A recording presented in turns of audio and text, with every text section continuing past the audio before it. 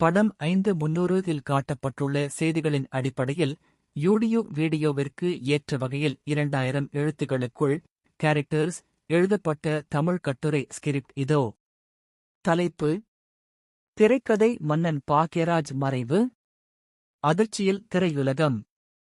நேரில் அஞ்சலி செலுத்திய முதல்வர் விஜய். அறிமுகம்: இன்ட்ரோடக்ஷன். சோகஸ்மைலி.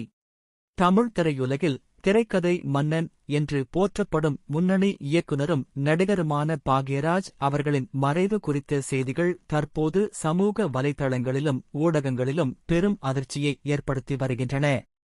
ஒட்டுமொத்த சினிமா ரசிகர்களும் திரையுலகினரும் இந்த செய்தியை கேட்டு பெரும் சோகத்தில் ஆழ்ந்துள்ளனர். கடைசி நொடியில் நடந்தது என்ன? What happened in the last moments? சோகஸ்மைலி. ஊடகங்களில் வெளியாகும் தகவல்களின்படி பாக்யராஜ் அவர்கள் தனது இறுதி தருணத்தில் கூட புன்னகையுடனே இருந்ததாக கூறப்படுகிறது. சிரித்தபடியே மரணித்த பாக்யராஜ் என்ற தலைப்பில் வெளியாகி வரும் செய்திகள் ரசிகர்களின் இதயத்தை உலுக்குவதாக உள்ளது. அவரது இந்த திடீர் மறைவு செய்தி கேட்டு அவருடைய நெருங்கிய நண்பரும் இயக்குனருமான பார்த்திபன் அவர்கள் நேரில் வந்து அவரது உடலை பார்த்து கண்ணீர் விட்டு கதறி அழுதுள்ளார்.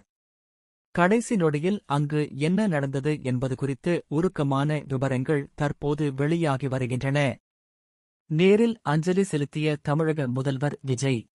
மறைந்த இயக்குனர் பாக்யராஜ் அவர்களின் உடலுக்கு அரசியல் தலைவர்களும் சினிமா பிரபலங்களும் நேரில் சென்று தங்களது அஞ்சலியை செலுத்தி வருகின்றனர்.